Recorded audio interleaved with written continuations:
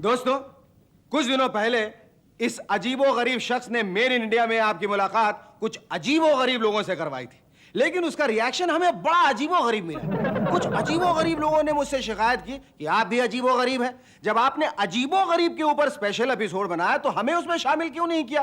क्या हम इतने गए गुजरे अजीबो-गरीब हैं कि आपके अजीबो-गरीब एपिसोड में भी नहीं आ सकते? लिहाजा उनकी इस अजीबो-गरीब फरमाइश का ख्याल रखते हुए हमने अपने अजीबो-गरीब श्रृंखला में एक और अध्याय जोड़ दिया। है ना अजीबो-गरीब बात? कुछ लोग बड़े ही मूर्ख टाइप के होते हैं। वैसे आप लोगों ने कभी मूर्ख देखा है क्या? अभी अभी देख रहे हैं?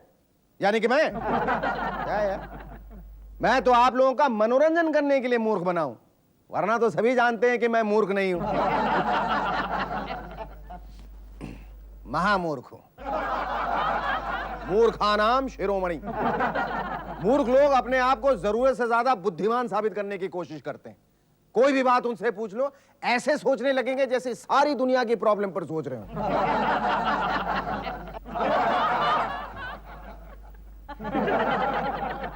मगर जब जवाब देंगे तो भतई इतना अंडा। एक दफा पटना से ट्रेन में बैठा तो एक मूर्ख चिपक गया। टीसी उसका टिकट देखते ही बोला, अरे यह तो प्लेटफॉर्म टिकट है। मूर्ख बोला, हाँ तो हमको प्लेटफॉर्म पे ही उतरना है ना।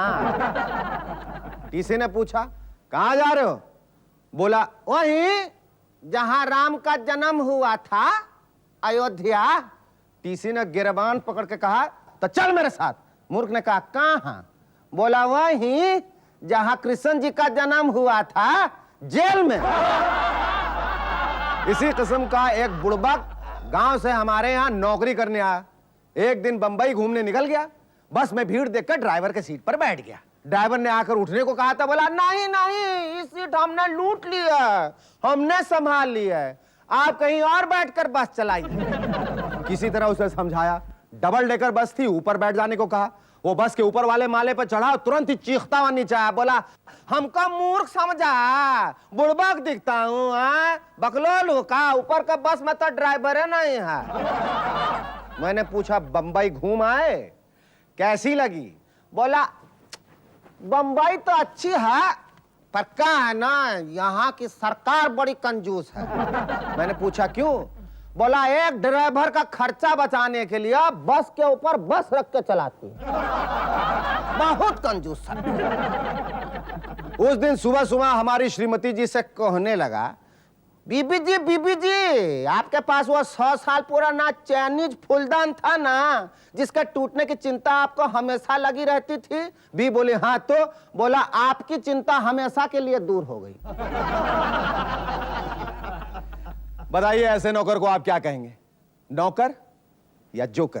कहते हैं कि वहम की दवा तो हकीम लुकमान के पास भी नहीं थी, मगर कुछ लोग बड़े शक्की और वहमी होते हैं।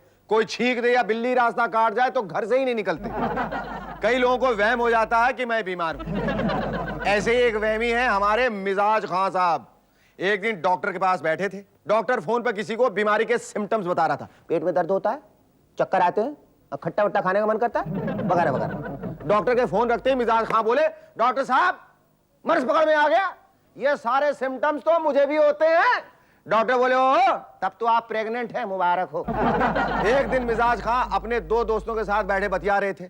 एक दोस्त ने कहा, यार मेरी बीवी ने प्रेगनेंसी के दौरान 2 जासूस, जुड़वा, 2 बदन फिल्में देखी, उसे 2 बच्चे पैदा हो गए।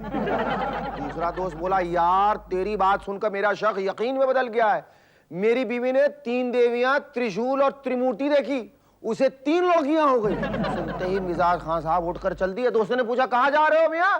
बोले, तो मेरी बीवी प्रेग्नेंट है और वीडियो पर अली बाबा 40 चोर देख रही है, पकड़ने जा रहा हूं उसे।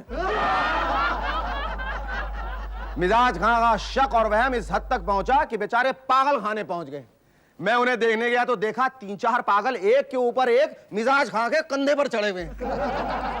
पागल खाने के वार्डन ने पूछा, अरे ये क्या हो रहा है? बोले, हमने 4 माले की बिल्डिंग बनाई है। सुनते ही वार्डन ने मिजाज खां के पैरों में जोर से डंडा मारा।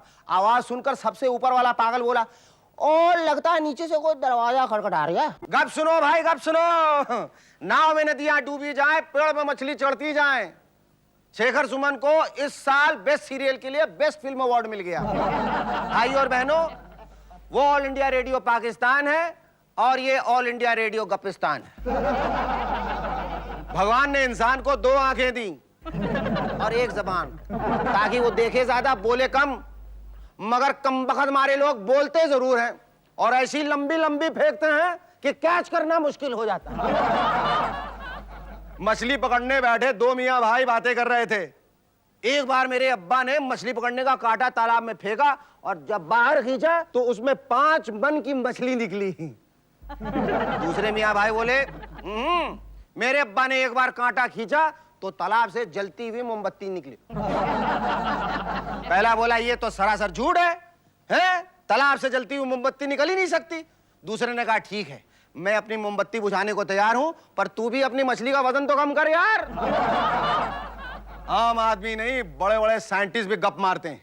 एक बार अमेरिका के साइंटिस्ट ने हिंदुस्तानी साइंटिस्ट से कहा, मिस्टर, एक बार हमने अपने यान में एक बच्चे को ले आके आसमान में इतनी ऊपर से छोड़ा कि वो धरती पे आते आते जवान हो गया। इस पर अपने हिंदुस्तानी साइंटिस्ट ने कहा, यह तो कुछ भी नहीं है, हमने एक बार बंदर को ले आके अंतरिक्ष से फेंका तो धरती पे आते आते शेखर सुमन बन गया। एक प्रोफेसर को कई साल रिसर्च करने के बाद इस सवाल का जवाब मिला कि प्रोफेसर एब्सेंट माइंडेड क्यों होते हैं, पर बेचारे जवाब भूल गए। मगर कुछ लोग बड़े ही हाजिर जवाब होते हैं। जी हाँ, एक दफा लाल बहादुर शास्त्री जी से किसी अंग्रेज ने पूछा, शास्त्री जी, क्या तुम्हारा कंट्री में लोग इतना ही ऊंचा होता है? शास्त्री जी बोले, हमारे यहां ऊंचाई मस्तक से नापी जाती है, आपकी तरफ पैरों से नहीं।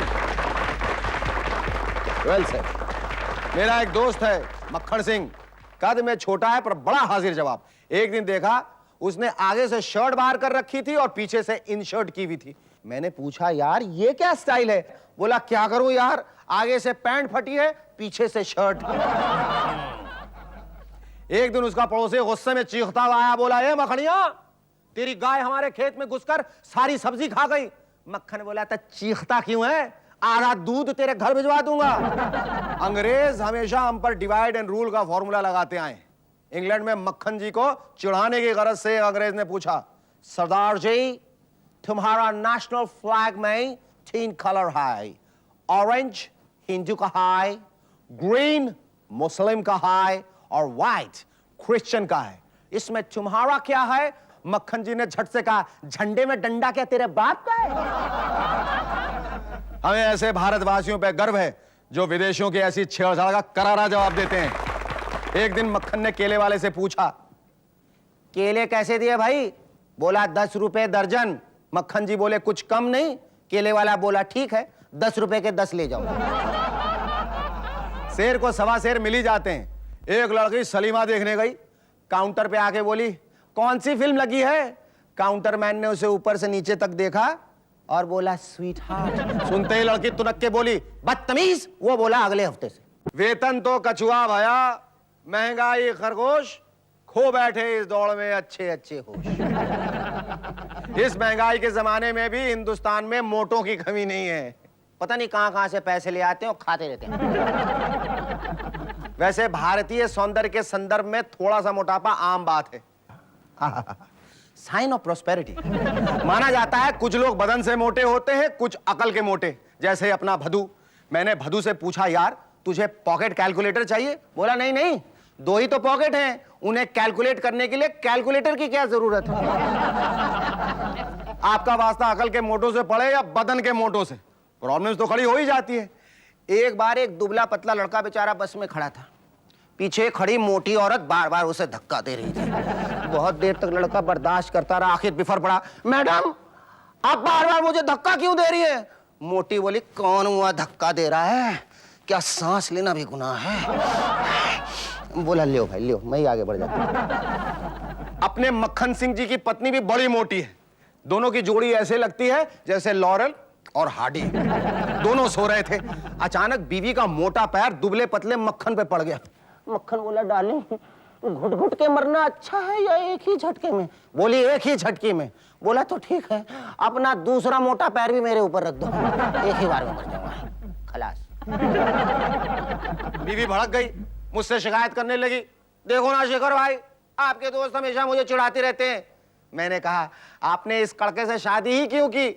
बोली क्या करूं, शादी से पहले मैं भी स्लिम थी, मगर सगाई के बाद इतनी मोटी हो गई कि सगाई वाली अंगूठी हाथ से उतरती नहीं, बस पल्ले पै गई। एक दिन मक्खन लॉबी में योकोजुना टाइप मोटे विदेशी से टकरा गया। मोटे ने मक्खन को देखते हुए कहा, यू इंडियन कड़का कौवा, तुमको देख कर लगता है तुम्हारे देश में अकाल पड़ा है। मक्खन झट से बोला, और गेंडे मोटे सांड की औलाद, तुझे देखकर ऐसा लगता है कि अकाल क्यों पड़ा है? अपना भद्दू एक बार दारू पी के भैंस से टकरा गया। बोला माफ करना बहन जी, फिर देखा अरे ये तो भैंस थी। कुछ आगे बढ़ा तो एक मोटी से टकरा गया। नशे में बोला पता नहीं इन लोग क्यों खुला छोड़ देते हैं, भैंसों को बांध के भी नहीं रख सकते। किताबों की दुकान पर एक सेल्समैन हकला था। मैं अपने बच्चे की किताब खरीदने गया, दाम पूछा तो बोला 10 रुपए 75 पैसे। मैंने कहा यार मेरा पड़ोसी तो 10 रुपए में ले गया। बोला वो मेरे 75 बोलने से पहले ही ले गया होगा। इसी का एक और भाई मिला, मैंने पूछा क्या नाम है आपका? बोला गजीटा। पूछने लगा आपका नाम? मैंने कहा नाम तो मेरा भी घसीटा है, पर इतना नहीं घसीटा है जितना तुमने घसीटा। मुझे सबसे ज्यादा चिढ़ आलसियों से। कहते हैं ना अजगर करे ना चाकरी, पंछी करे ना काम, दास मलूका कह गए सबके दाता राम। जय सिया राम। मेरा दोस्त भदू। भदू, गुड। वो बड़ा आलसी है। मैंने कहा भदू तुझे तो ऐसी जिंदगी चाहिए कि बटन दबाए तो तेरा मुंह धुल जाए, बटन दबाए तो चाय नाश्ता खाना आ जाए, बटन दबाए तो बिस्तर लग जाए, बटन दबाए तो गाड़ी आ जाए। भद्दू सोच में पड़ गया। मैंने पूछा क्या सोचने लगा? भद्दू बोला सोचता हूं वो बटन दबाएगा कौन? ऐसे आलसी बंबई में काम नहीं कर सकते। लिहाजा भद्दू गांव वापस चला गया। करीब 10 साल बाद मेरी उससे फिर मुलाकात हुई। मैंने उसे खेत के पास बैठे देखा, सोचा सुधर गया होगा। पूछा क्या हाल है भदू भैया? कहने लगा यार पेड़ पौधे काटना चाहता था मगर आंधी तूफान आया और सारे पेड़ पौधे टूट गए। उन्हें साफ करना चाहता था मगर बाढ़ आई और सारे पेड़ पौधे बह गए। सब काम अपने आप हो गया, बस अब एक ही काम रह गया है। मैंने पूछा क्या? बोला गाजर मूली आलू खोदना बाकी है। सोचता हूं एक बार भूकंप आ जाए तो ये भी अपने आप ही हो जाए। अब बताइए ऐसे अजीब नमूने इस दुनिया में, इन सबको देखकर तो ऊपर वाले से यही कहने को मन करता है कि दुनिया बनाने वाले क्या तेरे मन में समाई, काहे को दुनिया बनाई तूने, काहे को दुनिया बनाई।